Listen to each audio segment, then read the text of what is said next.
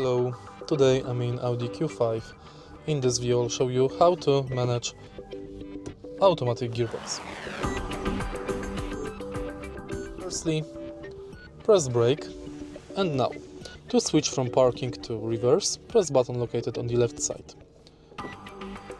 Next, to switch from reverse to neutral, pull the shifter. Same with drive. Once we are in drive, we can push the gearbox shifter right, and now we can manually change gears. You can see current gear mode right here.